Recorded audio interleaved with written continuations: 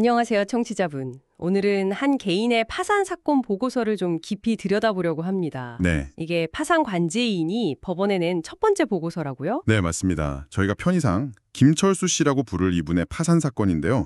서울회생법원에서 진행 중인 사건이고요. 아하, 이 보고서에 이제 김철수 씨의 파산 배경부터 현재 상황, 앞으로 어떻게 될지 이런 단서들이 다 담겨 있습니다. 그렇군요. 복잡한 금융 상황을 좀 명료하게 핵심만 짚어보는 게 저희 목표죠. 자, 바로 시작해볼까요? 네, 좋습니다. 먼저 김철수 씨, 이분 기본 정보부터 좀 보죠. 74년생이시면 지금 만 50세.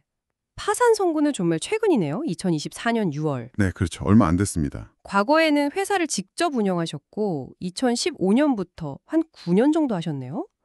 그 전에도 사업 경험이 있으시고 근데 지금은 직업이 없으신 상태. 네, 현재는 무직 상태로 파악되고 있습니다. 주거 이력을 보면 좀 과거엔 배우자 명의집이나 회사 기숙사에서 무상으로 거주하셨는데 지금은 보증금 4천만 원에 월세 50만 원짜리 주택에 살고 계세요. 네, 그 변화가 좀 눈에 띄죠. 이제 파산 원인을 좀 살펴보면요. 재정적 어려움은 한 2020년 3월, 그때쯤 시작된 걸로 보입니다. 4년 전이네요. 네.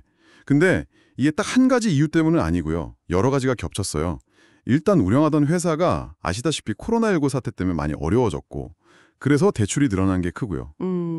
사업하시는 분들 그때 다 힘들었죠. 그렇죠. 거기에 이제 생활비도 부족해지고 또 2020년 10월에는 협의 이혼을 하셨어요. 재산 분할은 없었다고는 하는데 이것도 영향이 있었을 거고요. 아, 이혼까지. 네.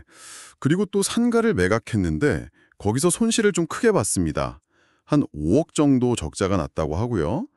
다른 부동산 투자도 좀 실패했고 경기 안 좋아지면서 이자 부담 커지고 뭐 연대보증 문제까지 복합적입니다. 와, 정말 사업 실패, 개인적인 일, 투자 손실까지 문제가 한꺼번에 터지는 느낌인데요. 그래서 총 빚이 얼마라고요? 현재까지 파악된 총 채무액이 약 10억 1,400만 원 정도 됩니다. 10억이요? 네. 채권자는 이제 국민은행 외 3곳 정도로 나오고요. 주로 생활비나 연대보증 관련 채무로 보입니다. 10억 빚인데 그럼 지금 김철수 씨한테 남은 재산은 어느 정도인가요? 그게 좀 현재 파악된 바로는 주택 임차보증금 4천만 원이 있고요. 근데 이건 아시겠지만 법적으로 압류할 수 없는 그 최소 주거자금 범위 안에 있어요. 아, 이건 건드릴 수 없는 돈이군요. 네. 그리고 자동차가 한 대 있는데 이게 2007년식 프리랜더거든요. 시세를 보니까 한 387만 원, 약 400만 원 정도로 평가돼서 이걸 이제 팔아서 채권자들한테 나눠줄지 그걸 이제 환가라고 하는데 그걸 검토 중입니다. 10억 빚에 실질적으로 환가할 수 있는 재산은 400만 원짜리 차 한 대 정도일 수 있다. 이런 상황이군요. 그럼 여기서부터 이제 파산관제인의 역할이 정말 중요해지겠네요. 어떤 걸 주로 보고 있나요? 맞습니다. 이제부터 관제인이 약간 탐정처럼 움직이기 시작하는데요. 김철수 씨의 과거 재산 거래 내역을 아주 면밀히 봅니다. 특히 주목하는 게 부인권 행사 검토예요. 부인권이요? 그게 뭔가요? 좀 어려운데요. 특정인에게만 빚을 갚거나 하면 그 행위를 법적으로 없었던 일로 만들어서 그 재산을 다시 파산재단으로 가져오는 거예요. 시간을 되돌리는 거죠, 일종의. 아, 뭔가 잘못된 거래를 취소시키는 권리, 그런 거군요. 구체적으로 어떤 거래를 보고 있는 건가요, 이 사건에서는? 네, 크게 두 가지가 지금 핵심적으로 검토되고 있습니다. 첫 번째는 2020년 5월에요. 아버님한테 물려받은 부동산을 자기 형한테 증여한 거예요. 형한테요? 공짜로 준 건가요? 네, 무상증여죠.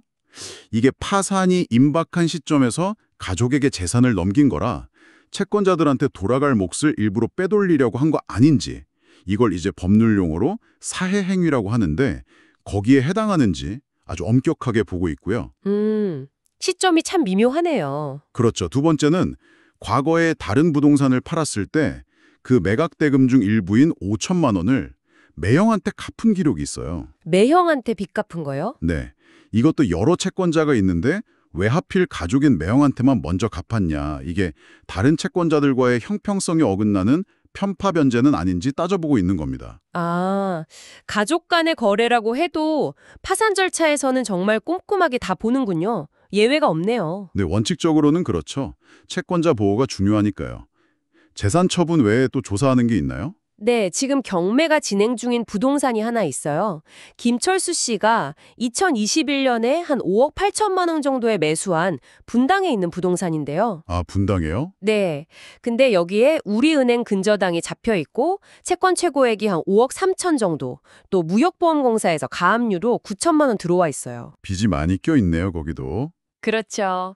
그래서 만약에 이게 경매로 넘어갔을 때 낙찰 대금으로 이 근저당이랑 가압류 금액을 다 갚고도 돈이 남으면 그 남는 돈, 잉여금은 이제 파산 재단으로 들어와서 다른 채권자들한테 나눠줄 수 있거든요.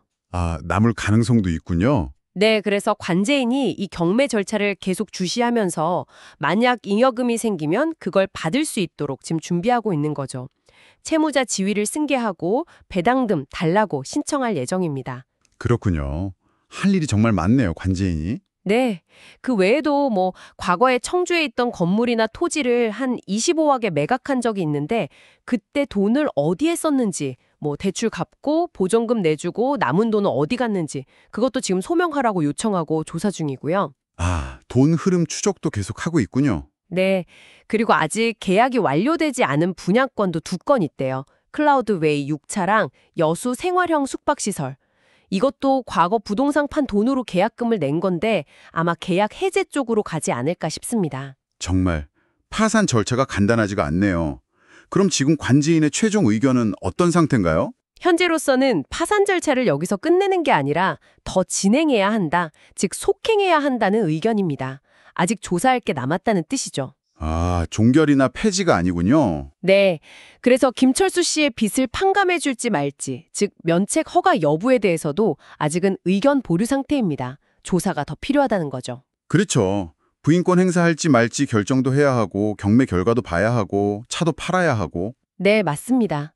앞으로 할 일이 많아 보입니다. 자, 이렇게 쭉 들어보니까 한 개인의 파산이라는 게 단순히 빚이 많아서 생기는 문제뿐만 아니라 그 뒤에는 사업 실패, 이혼 같은 개인사, 또 부동산 투자 같은 여러 복잡한 요인이 진짜 얽히고 설켜 있네요. 네, 그렇죠. 그리고 법원이나 관제인이 이런 걸 해결하는 과정에서 특히 파산 직전에 재산을 함부로 처분하는 행위에 대해서는 정말 주의 깊게 본다는 걸 알 수 있습니다. 투명성이 정말 중요하겠어요. 맞습니다. 이 사례가 딱 보여주는 것 같아요. 어떻게든 재산을 좀 숨기거나 아니면 친한 사람이나 가족 같은 특정 채권자한테만 유리하게 행동하는 걸 법원이 그냥 넘어가지 않는다는 점이죠. 네. 그래서 청취자분들께서도 이 사례를 보시면서 만약 재정적으로 어려운 상황에 처했을 때 어떤 법적인 문제들이 생길 수 있는지, 특히 오늘 이야기 나눈 부인권 같은 제도가 왜 필요하고 실제로는 또 어떻게 작동하는지 한번 생각해 보시는 계기가 되면 좋겠습니다. 네, 좋은 말씀입니다.